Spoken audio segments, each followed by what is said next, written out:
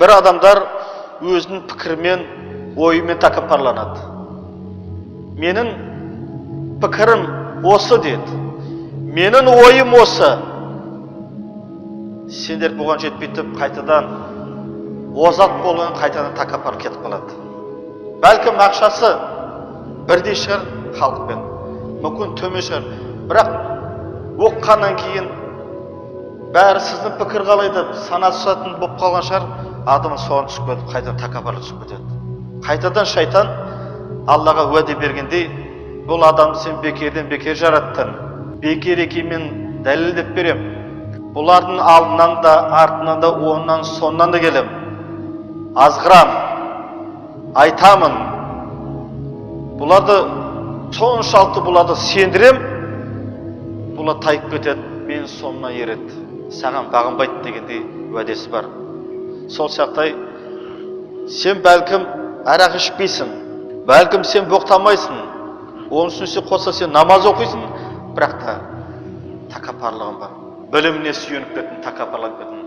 Біреуінің ақшасы көп болуы мүмкін, тәкаппарлыққа жол ашылады. Біреуінің көлігі жақсы, қымбат, әдемі болуы мүмкін. Біреудің киімі әдемі болуы мүмкін. Шында да, мынау бет қарағанда қарапайым киінген, менікі мына 100 адам киген киімнен мен аян бір туфлиім артық деп ойлауы мүмкін. Оның бәрі шайтан салады. Артық та шығар, бірақ тәкаппарланба. Жұмыс істейсің, ақша табасың. Алуға шамаң бар. Ал, кейін өзін киіп, өзін тоздыр дейміз. Бірақ өзін жоғары санама. Қарапайым болып жүр дейді. Неліктен? Адам осылай нәрсесімен тәкаппарланатын болса, қасындағы жүргендердің ашуын, ызасын тудырады. Сосын ашуланғаннан кейін бәрі періште емес, біреу болмай бір нәрсе айтып қалады. Сенде шаман белгілі. Оған сол деңгейде жауап бергің келеді. Немесе одан да артық асырып жауап берген, нәтижеде аяғы сотпен, түрмемен, Құдай сақтасын, өліммен аяқталуы мүмкін. Барлығы осы ашу, бірақ ашуға апаратын жолдар тәкаппарлық дейді. Осы нәрселерді. Тәкаппарлыққа қандай нәрсе апарады? Нәпсіге ие болмаған.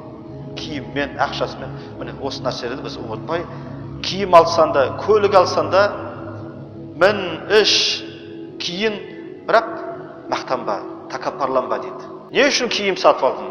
Не үшін қымбат көлік сатып алдың? Көрсету үшін ба, айтсын, қандай бай, керемет екен. Сен қателесің, шатасың. Алланың қаһарына ұшырайсың деген сөз. Сенбесең, істе, одан көресің. Бұл өмірде абыройдан айырыласың. Ақиретте Алла Тағала айтады, міндетті түрде тәкаппарлықты Алла Тағала ұнатпайды дейді. Екінші аятта хадис құдсиде айтады, кім тәкаппарлықпен таласса, мен оны міндетті түрде жаһаннамға, тозаққа тастаймын дейді. Олай болса, Алланың ашуына келтіретін нәрселерден сақ болып, абай болуымыз керек. Кім ілім алғанда, ілім оқып үйренеді. Білімділермен, ғалымдармен бәсекеге сөз таластыру үшін. Мен қазір аузын жауып тастайын, мен оған мынандай нәрсе айтам деп. Немесе білімсіздермен сөз тартысу үшін дейді. Мен оларды өшірдім, білімдер жоқ, айттым деп. Сол үшін адам баласы ілімді үйрететін болса дейді, Алла Тағала қаһарланып оны тозақтың отына тастайды дейді. Ондай ниетпен оқуға болмайды. Өзінікі бір хадисте тағы бар, өзінікі дұрыс болса да дейді. Сіздікі дұрыс айтып тұрған нәрсеңіз.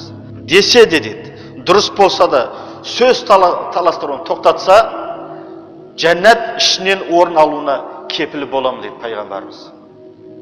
Сіздікі дұрыс. Айтқына кеп тұр. Бірақ нәтижеде мына жерде сіз сияқты ойлап тұрған шамалы бір ши шығып кетейін деп тұр.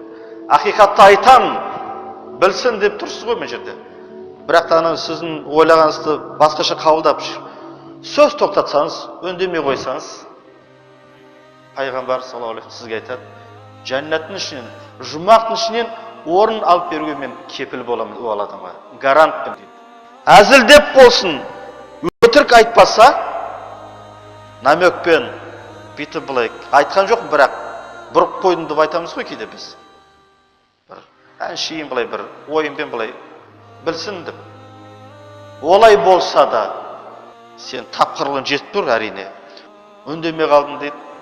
Пайғамбар саллаллаху алейхи вассалам не дейді? Жәннаттың ортасынан орын алуына кепілмін дейді. Жаңа жәннаттың ішінен деді ғой. Біз білмейміз қай жерден екенін. Мына жерде жәннаттың ортасынан дейді. Жәннаттың ортасынан дейді. Альхамдулилля. Не үшін? Әзілмен болса да сіздікі дұрыс болып тұр. Тікелей айта алмадым. Косвенно айтамын деп былай. Жанымен өтіп шығамын деп. Әзіл деп айтамын дедім ба, тоқтап қалдым. Жәннаттың орнынан саған орын алып беремін деп. Саған алып беремін деп тұрғандай, именно сізге айтып тұрғандай, солай қабылдаңыз. Жай сахабалардың бірін айта сал деген сөз емес. Тіпті хадистерді, ислам білесіздер, Құран тек сахаба мұсылмандар түскен жоқ қой. Ақыры заманға дейін бүкіл адамзатқа келген.